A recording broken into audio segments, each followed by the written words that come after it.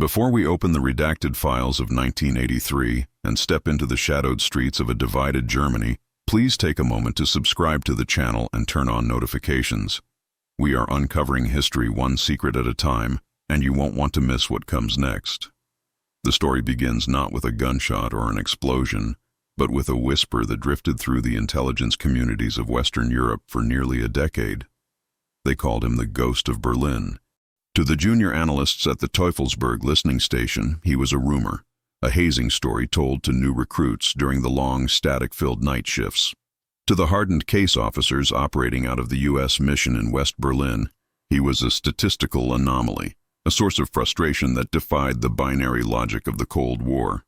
And to the Stasi, the East German secret police, he was a phantom that existed within their own ranks, a flaw in their perfect system of surveillance that they could neither identify nor eliminate. By late 1983, the Cold War had entered one of its frostiest periods. The era of détente was fading, replaced by renewed tensions over missile deployments and proxy conflicts.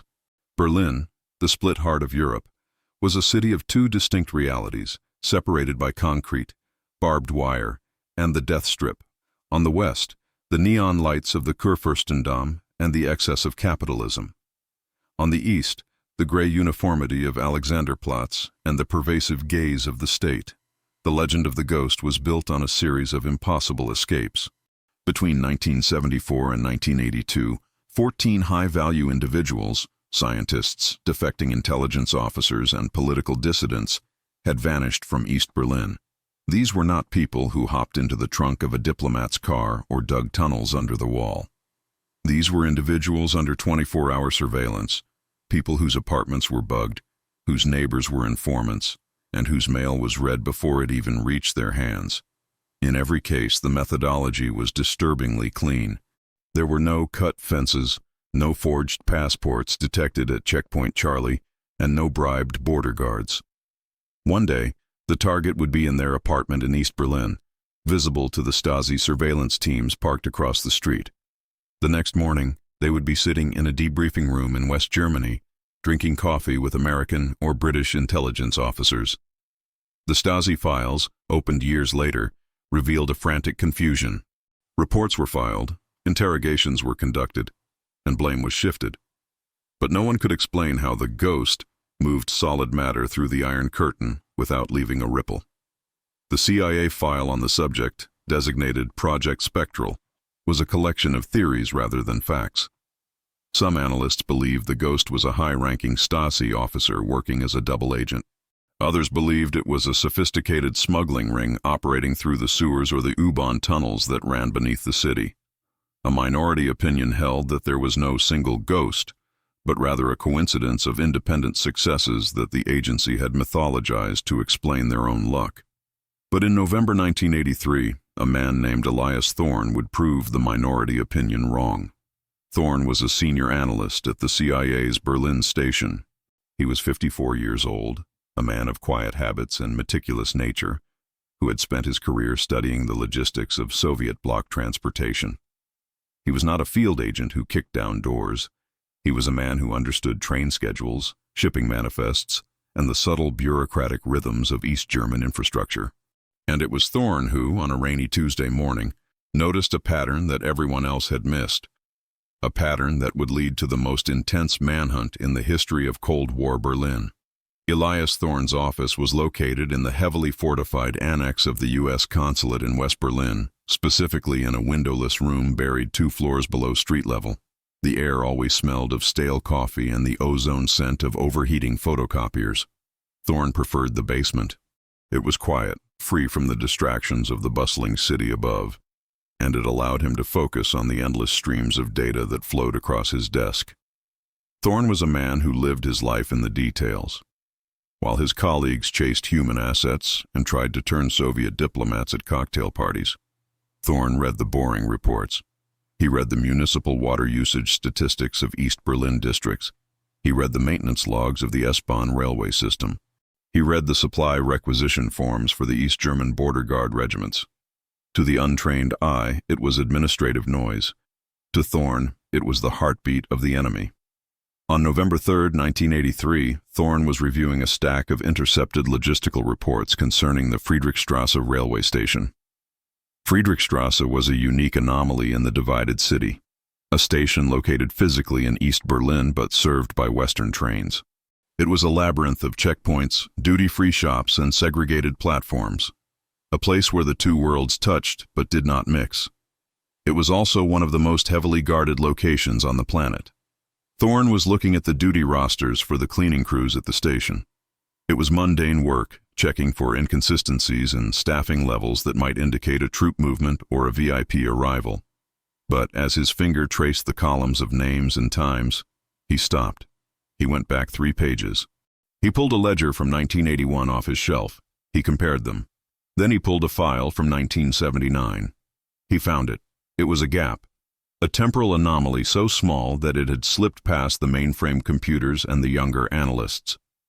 Every time a high-value defector had vanished from East Berlin, all 14 times over the last 9 years, there had been a specific, subtle disruption at the Friedrichstrasse station. It wasn't a security breach. It was a maintenance request. In every single instance, exactly 24 hours before the target disappeared, a work order had been filed for emergency electrical repair in Sector D of the station's sub-basement. The work order was always filed by the same department, authorized by the same stamp, and marked as completed within 45 minutes. Thorne sat back in his chair, the hum of the fluorescent lights suddenly sounding very loud. He cross-referenced the dates again. August 12, 1976. Defection of physicist Anton Vanko. Work order filed August 11, 09:00 a.m. March 4, 1979. Defection of General Peter Krauss. Work order filed March 3, 09:00 a.m. September 22, 1982. Defection of the ballerina Elena Volkov. Work order filed September 21, 09:00 a.m. The correlation was absolute. There was no statistical probability that could explain it away. The ghost wasn't a tunnel digger or a diplomat. The ghost was a bureaucrat. Or at least the ghost had mastered the bureaucracy so thoroughly that he could use the state's own paperwork to create blind spots. Thorne knew he couldn't take this to the station chief yet. A correlation of maintenance logs wasn't proof. It was a coincidence until verified. He needed to know who was signing those work orders. He needed a name. And to get a name from the internal archives of the East German Railway Authority, he would need to do something he hadn't done in 10 years. He would need to go into the field. He picked up his secure phone and dialed a number that hadn't been used in months. It rang 4 times before a voice answered, wary and tired. "Yeah? It's the librarian," Thorne said, using a code name from a lifetime ago. "I need to check out a book." The meeting took place in the Tiergarten, the vast park in the center of West Berlin. The trees were stripped bare by the November wind, their skeletal branches scratching at the gray sky. Thorne sat on a damp bench near the Soviet War Memorial, wrapped in a thick wool coat, watching the few tourists brave enough to walk in the drizzle. He was waiting for a man named Gunther. In the official files, Gunther was listed as a low-level logistical asset. In reality, Gunther was a maintenance supervisor for the West Berlin Transit Authority who had a brother working in the administration of the East Berlin Railway. They communicated through a complex system of dead drops and family emergency codes, passing mundane operational data back and forth to ensure the trains, which physically crossed the border, didn't crash. Gunther arrived 10 minutes late carrying a plastic bag from a local bakery. He was a small man with nervous eyes and nicotine-stained fingers. He didn't sit down. He stood near the bench, pretending to feed the birds with crumbs from a pretzel. "You shouldn't have called," Gunther said, not looking at Thorne. "Things are tight. The Grepos, border guards, are checking everything twice." "I know," Thorne said softly. "I wouldn't ask if it wasn't important, Gunther. I need a name." "A name?" "The person who authorizes emergency electrical repairs for Sector D at Friedrichstrasse. Specifically, the morning shift supervisor from the Department of Infrastructure." Gunther laughed, a harsh, dry sound. "That is suicide, Elias. You want me to ask my brother to look into the Stasi's own backyard? Sector D is restricted. That's where the ventilation shafts for the interrogation rooms are." Thorne reached into his pocket and withdrew a thick envelope. It didn't contain money. It contained something far more valuable in 1983, official medical letters from a specialist in Munich, stamped and approved, guaranteeing priority treatment for Gunther's niece, who had a congenital heart defect. It was leverage, pure and simple. "This gets her the surgery," Thorne said. "Next week. No waiting lists. We fly her and your sister out." Gunther stopped feeding the birds. He looked at the envelope, then at Thorne. The transaction was silent, the moral calculation made in a heartbeat. He took the envelope and slid it into his jacket. "Give me 3 days," Gunther whispered. "If I don't call, burn the contact number." The next 72 hours were the longest of Elias Thorne's life.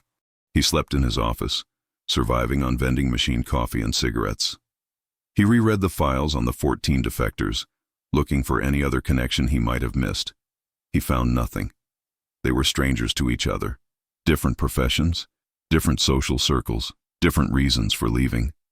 The only thread connecting them was the ghost. On the 3rd night, the secure line on his desk rang. "The library is closed," Gunther's voice said, sounding breathless. "But I found the author." "Who is it?" Thorne asked, his pen hovering over a notepad. "There isn't one supervisor," Gunther said. "The authorization signature is illegible on purpose. But my brother, he checked the duty logs for the technicians assigned to those repairs. It's always the same man." "Name?" "Vogel. Heinrich Vogel. He's not a supervisor, Elias. He's an electrician, a nobody. He's been working at the station since it was rebuilt in '55. Thorne wrote the name down. Heinrich Vogel. It sounded like a ghost's name. Common, forgettable, blending into the background. "Where does he live?" "Prenzlauer Berg, Metzerstrasse 14, apartment 3B. "Elias, be careful. My brother says this Vogel man, he has no file. No Stasi file, no party file, nothing. It's like he doesn't exist outside of his payroll card." Thorne hung up the phone. A man with no file in a state that filed everything was the most dangerous anomaly of all. Identifying Heinrich Vogel was one thing, understanding him was another. The CIA's resources in West Berlin were vast, but their eyes in the East were limited. To build a profile on Vogel, Thorne had to rely on telephoto lenses positioned in apartments near the Berlin Wall and the few brave assets operating in Prenzlauer Berg. What emerged over the next week was a portrait of aggressive normalcy. Heinrich Vogel was 58 years old. He was a widower. His wife had died in 1968 of pneumonia. He had no children. He took the tram to Friedrichstrasse station every morning at 05:45. He worked his shift repairing wiring, changing light bulbs, and checking fuse boxes. He ate lunch alone in the canteen, always a cheese sandwich and a cup of black tea. He returned home at 16:30.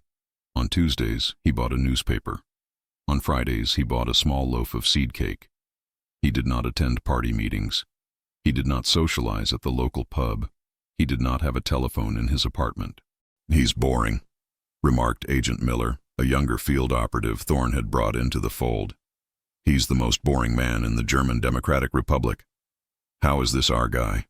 "That's exactly why he's our guy," Thorne replied, pinning a grainy surveillance photo of Vogel to the corkboard.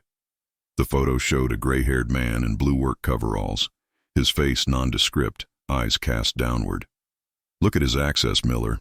He's an electrician at the Central Transit Hub. He has keys to the service corridors. He knows the wiring diagrams. He knows when the cameras are off for maintenance because he's the one turning them off." "But why?" Miller asked. "What's his motivation? He's not getting rich.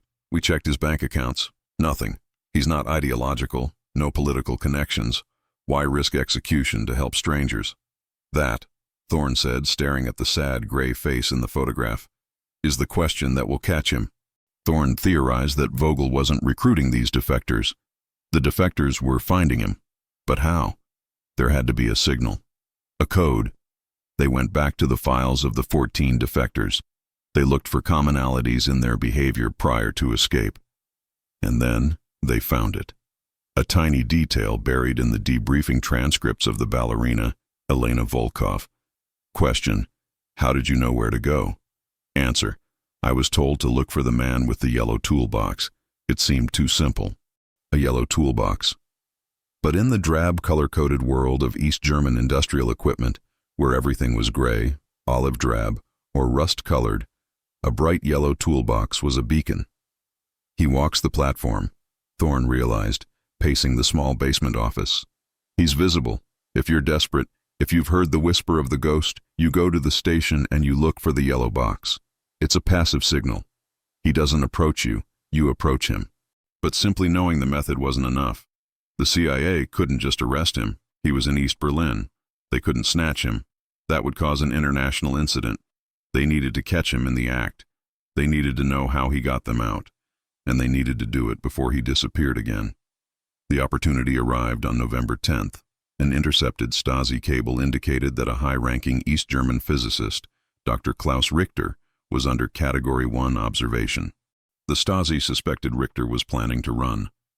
Thorne looked at the calendar. If Richter was going to run, he would likely try to find the ghost. "Get the team ready," Thorne ordered. "We're going to watch Friedrichstrasse like we're watching a nuclear launch." Surveillance in 1983 was an analog art form.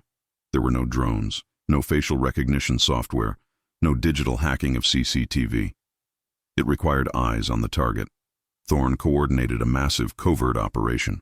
From the West Berlin side of the Friedrichstrasse station, CIA technical officers set up high-powered directional microphones pointed at the glass partitions that separated the east and west platforms. In the viewing tower overlooking the sector border, photographers with 1,000mm lenses trained their sights on the station's entrances. Inside the station, it was more dangerous. Thorne inserted 2 tourists, agents holding non-diplomatic passports, to wander the transit hall. They carried bags with hidden cameras, bulky devices that clicked loudly and had a battery life of only 30 minutes. On the morning of November 12th, the trap was set. The target, Dr. Richter, was spotted entering the station at 08:15. He looked terrified. He was sweating, clutching a briefcase too tightly, his eyes darting around the cavernous hall. "Target is in play," Agent Miller reported over the secure radio link from the observation post. "He looks like he's about to have a heart attack. If the Grepos look at him for 2 seconds, he's done." "Wait for Vogel," Thorne commanded from the basement command center. "Do not intervene." At 08:22, Heinrich Vogel appeared. He was walking slowly, wearing his blue coveralls. In his right hand, he carried a battered, bright yellow metal toolbox. He didn't look at the passengers. He was inspecting the overhead lights, scribbling on a clipboard. Richter saw him. The reaction was subtle, a slight stiffening of the shoulders. Richter began to walk parallel to the electrician. He didn't approach him directly. He waited until Vogel stopped near a service door marked high voltage, authorized personnel only. Vogel set the toolbox down. He opened the door with a heavy key. He didn't look back, but he left the door open for 3 seconds longer than necessary. He left the toolbox on the ground outside the door. Richter moved. It was clumsy, desperate. He lunged toward the door. But then something happened that wasn't in the script. Vogel spun around.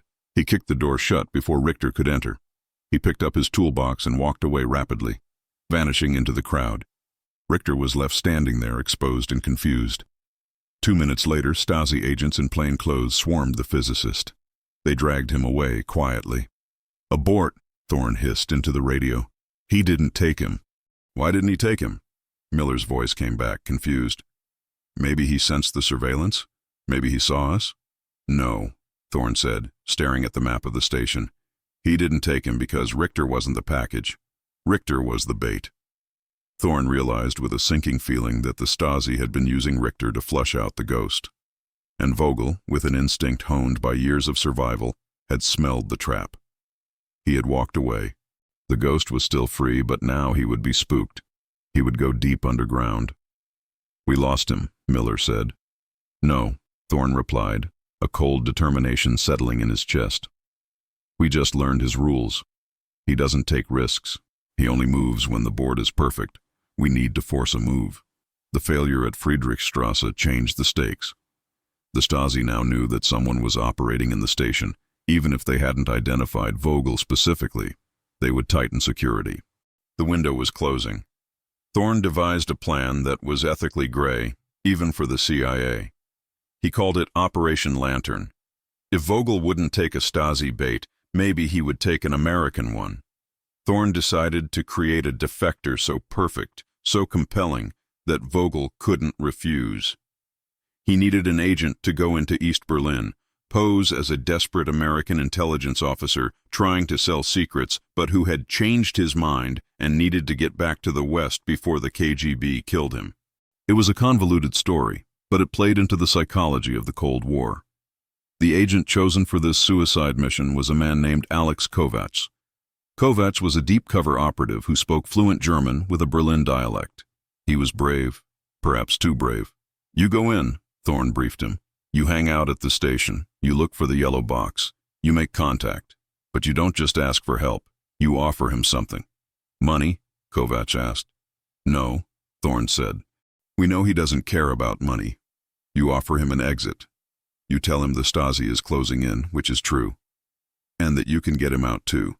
You tell him it's time for the ghost to vanish." Kovacs entered East Berlin on November 14th.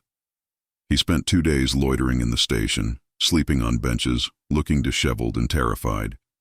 He played the part perfectly. On the afternoon of the 16th, he saw the yellow toolbox. Vogel was changing a fluorescent tube near the platform for the train to Warsaw.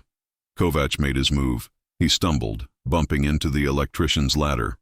"Watch it," Vogel grunted, not looking down. "I need help," Kovacs whispered in German. "I know who you are.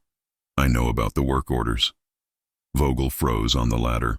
He slowly descended, wiping his hands on a rag.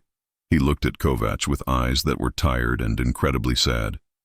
"You are not a scientist," Vogel said softly. "You are not a musician. You are a spy." "I'm a man who is going to die if I don't get on a train to West Berlin," Kovacs hissed. "And so are you. They know, old man. They know about the pattern." Vogel looked around the station. He seemed to be listening to a frequency no one else could hear. "Meet me," Vogel whispered. "Tonight, 23. The maintenance hatch behind the duty-free shop. Do not be late, and do not bring a weapon." Kovacs nodded and walked away. Over the secure radio, Thorne heard the confirmation. "Contact made. The meeting is set." Thorne should have felt triumphant. Instead, he felt a knot of dread. It was too easy. Vogel had survived for a decade by being paranoid. Why trust a stranger now? Unless Vogel wasn't planning an escape. Unless Vogel was planning an end. At 23 Aundir, the Friedrichstrasse station was a cavern of shadows. The commuter crowds were gone, replaced by the heavy silence of the militarized night. Kovacs slipped behind the shuttered duty-free kiosk. The maintenance hatch was unlocked. He descended into the bowels of the station. The air grew colder, smelling of rust and damp earth. He found himself in a labyrinth of service tunnels, the phantom tunnels of the Berlin U-Bahn that had been sealed off when the wall went up. Vogel was waiting for him in a small concrete chamber lit by a single battery-powered lantern. He was sitting on a crate, the yellow toolbox at his feet. "You are American," Vogel said, not asking a question. "Yes," Kovacs admitted. "I can get you out, Vogel. We have a car waiting at Checkpoint Charlie. If you get me to the platform, we can—" "There is no car for me," Vogel interrupted. He stood up. He looked smaller in the dim light. "I was born in this city. My wife is buried in this city. I will not leave." "Then why help me?" Vogel reached into his pocket. Kovacs tensed, expecting a gun. But Vogel pulled out a photograph. It was black and white, cracked with age. It showed a young woman laughing, standing in front of the Brandenburg Gate before the wall was built. Her name was Clara, Vogel said. She wanted to be a singer. She died because the hospital on this side didn't have the medicine she needed. The medicine was 2 kilometers away, in West Berlin, but the wall stopped it. He looked at Kovacs with a fierce intensity. "I do not do this for your capitalism. I do not do this for politics. I do this because walls are stupid things. They are bricks and fear, and every person I send through is a brick I remove." Vogel picked up his toolbox. "Follow me. The Stasi patrols change in 4 minutes. We must be fast." Thorne monitored the operation from the basement, listening to the static-laced audio feed from the wire Kovacs was wearing. He heard the sound of footsteps echoing on metal, the drip of water, the heavy breathing of the 2 men. "Where are you taking me?" Kovacs asked on the tape. "The S-Bahn tracks have a sensor system," Vogel explained, his voice echoing. "Pressure plates. If a person walks on them, the alarms sound. But the sensors are calibrated for the weight of a train or a maintenance cart. Not a man. Unless you step in the wrong place." Vogel led Kovac through a terrifying obstacle course. They were walking underneath the active tracks. Above them, the heavy steel wheels of the night freight train screeched, sending showers of sparks raining down through the grating. "Here." Vogel stopped. He pointed to a narrow ventilation duct. "This leads to the West Berlin platform. It is the only ventilation shaft that was not welded shut in 1961. Do you know why?" "Why?" "Because I was the welder," Vogel said. "And I ran out of acetylene gas that day. I told my supervisor I finished it. He never checked." A simple bureaucratic oversight, a lazy afternoon in 1961. That was the secret of the ghost. The entire operation rested on a lie told 20 years ago. "Go," Vogel said. "Crawl. It comes out behind the vending machines on platform B. You will be in the West." "Come with me," Kovac urged. "Heinrich, listen to me. The CIA knows who you are. The Stasi is days away from figuring it out. You can't stay." Vogel smiled, a sad, weary smile. "Someone has to fix the lights, American. Go." Kovac crawled into the tunnel. The audio feed cut out as the metal walls blocked the signal. Thorne waited in agonizing silence. 10 minutes. 20 minutes. Then a phone rang in the command center. It was the station chief at the West Berlin side of the platform. "Package secured," the voice said. "Kovac is out. He's safe." Thorne let out a breath he didn't know he was holding. They had done it. They had verified the route. They had identified the ghost. But the story wasn't over. The next morning, November 17th, Thorne walked into his office to find 2 men in dark suits waiting for him. They were from Internal Affairs. "Agent Thorne," one of them said, "we need your files on Project Spectral, all of them." "Why?" Thorne demanded. "Because there's been a leak. A serious one. The information about the ghost didn't just stay in this room." Thorne felt a chill. He realized that in his zeal to identify Vogel, he had generated reports, requests, and cable traffic. And Washington was a sieve. The name Heinrich Vogel was now circulating in the intelligence community, and the Soviets had moles in Washington.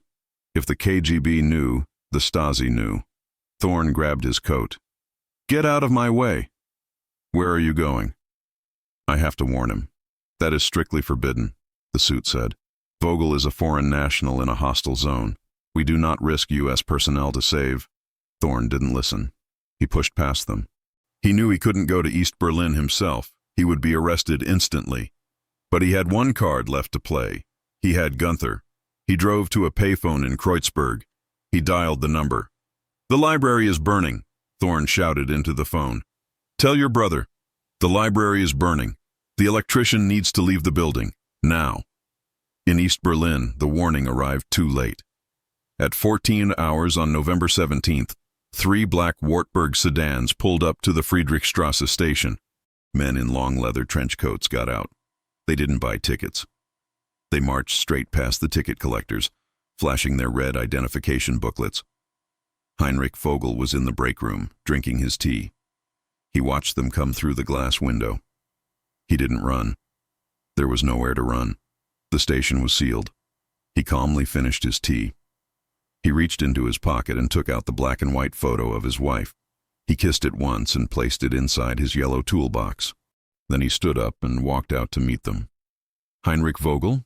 the lead Stasi officer asked. "I am the electrician," Vogel replied. "You are under arrest for treason, anti-state trafficking, and espionage."